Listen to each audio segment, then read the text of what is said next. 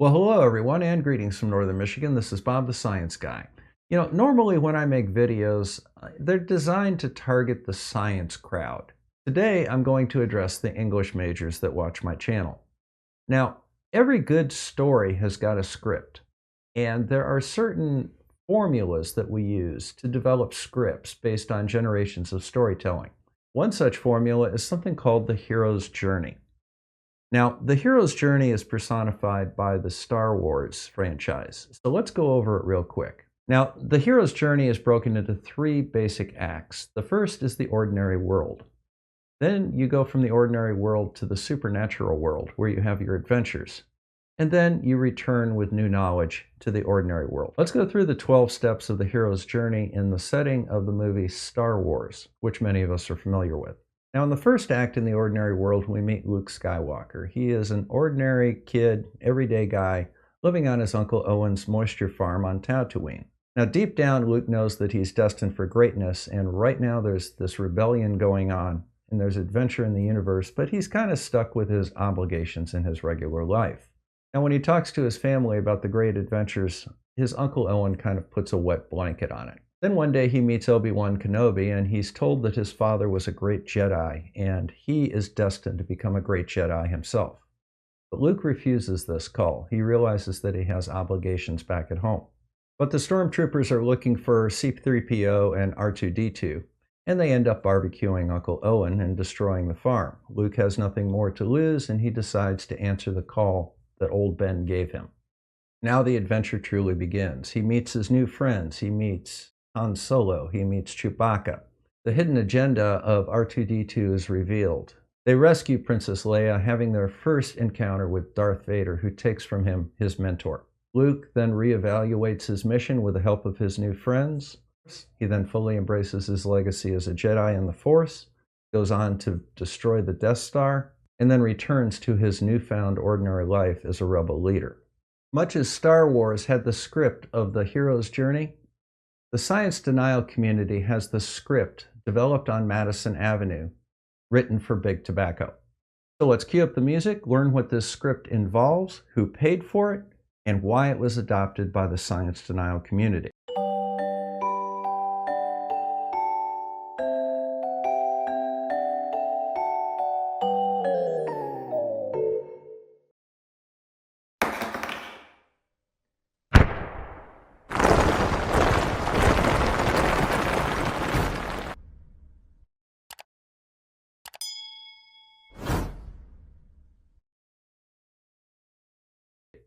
Now, in December of 1952, Reader's Digest published an article, the third one down, called Cancer by the Carton.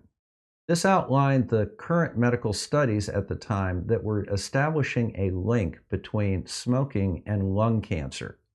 Now, this was at a time that the average person didn't read medical journals, so they wouldn't have known about this, but the Reader's Digest article brought it to the public's attention. Now, the response of Big Tobacco to this article obviously was frantic.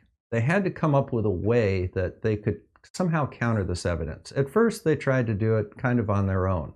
For example, here you've got physicians recommending Lucky Strike cigarettes because they're toasted, as if somehow that will make a difference. Notice that they don't say in the ad that it reduces your chance of lung cancer from smoking. However, it's implied that there's something different about Lucky Strikes, and since physicians recommend them, they must be better. And they met with some marginal success with this. However, they soon realized that in order to counter the mounting scientific association between smoking and lung cancer, but what the cigarette companies decided to do was band together to meet this threat as a unified front, and they hired a public relation firm to tell them how to do it. And this PR firm came up with a multi-phased strategy for the tobacco companies. So what they realized they had to do was they had to manufacture doubt about the scientific evidence linking lung cancer to smoking. And the way they did that was first by disputing the evidence. That created in the minds of the public that there was some sort of controversy about this. Then the next thing that they did was that they claimed that the experts that were trying to establish this link between smoking and lung cancer were somehow biased against Big Tobacco. Now, this accumulated in 1954 by the tobacco companies establishing something called the Tobacco Research Institute. And what this institute did was it hired some scientists and it took out full-page ads in the New York Times and other major publications. And in these ads, the tobacco companies said, look, tobacco has been blamed for all sorts of diseases in the past. On further investigation, that didn't turn out to be the case, with the implication that this cancer scare was just another dead end and somebody trying to blame big tobacco. The next thing that they did is they said that, well, nobody really knows what causes cancer. So until all of the evidence is in and we have a strict proof that tobacco is a cause of cancer, we should withhold judgment. So we're going to establish this thing called the Tobacco Research Institute, and we're going to look into the causes of cancer. Of course, when we look at the causes of cancer, we're going to look at immunology and radiation and environmental factors. We're going to look at every possible cause of lung cancer, except our product. Does this sound familiar? Now, Big Tobacco paid a lot of money to a public relations firm to come up with some sort of way to counter reality. And that reality, of course, being that cigarette smoking had a causal relationship to the development of lung cancer. And here's what they came up with. First of all, fight the science. Manufacture doubt. Claim that the experts are biased. Impanel your own experts. Come up with your own scientific findings. We all remember the famous, well, we have alternate facts speech. Publish the above. Now, you can do that by taking out ads in publications, or you can be an actor and get a YouTube channel. And finally, demand strict proof that there is a causal relationship between smoking and lung cancer, with no possibility that it could be anything else. Does this sound familiar? Now, in 1969, a tobacco executive wrote the following: doubt is our product, since it is the best means of competing with the body of fact that exists in the minds of the general public. So they reasoned that by attempting to raise doubt, they could blunt some of these effects of these studies. Now, another thing that they did was they increased the nicotine levels in tobacco to make them more addictive. And they also added some superficial things like filters. So instead of inhaling cancer-causing tobacco smoke, you got to inhale cancer-causing tobacco smoke and fiberglass. Well, when you have something that you know works, you adapt it to your cause. That's why Star Wars adapted the hero's journey. It's a very engaging method of storytelling. Well, the so-called tobacco strategy is a very engaging method of denying reality. And as a result, science denial adapted it. So let's have a look at some examples from the science denial community. This thing kind of struck me as interesting because it says, take off your mask. Think. And if you didn't have masks, would you know that there was a pandemic? So what are they doing here? First, they're manufacturing doubt as to whether there's a pandemic. Now, as ridiculous as that may seem, there are people that actually believe COVID isn't real because of things like this. Second of all, take off your mask and think. Because you're an independent thinker, you can do your own research. You'll come up with a conclusion that the masks aren't necessary because you're special. You're the hero of this story.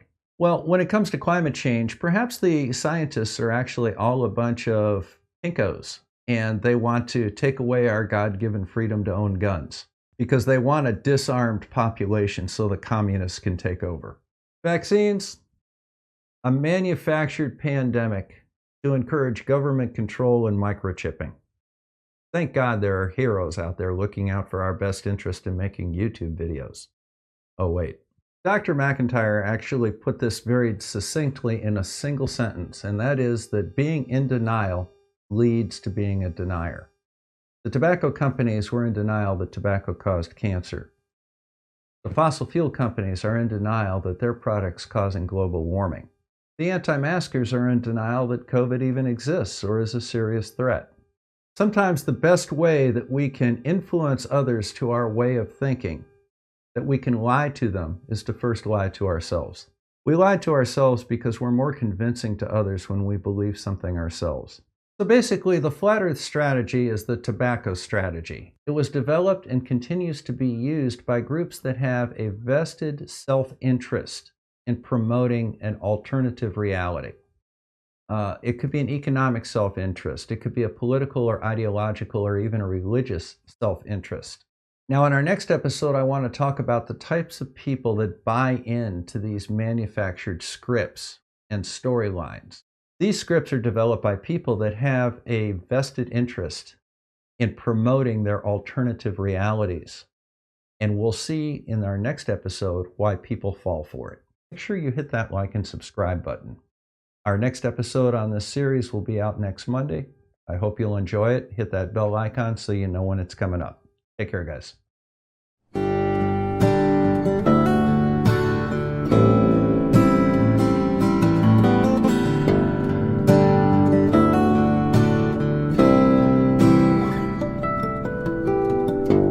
Mama, please make them hear me, or I can't teach them anymore. This rabbit hole's too deep for me. Feel my brain getting real sore. Above the science guy, above the science guy.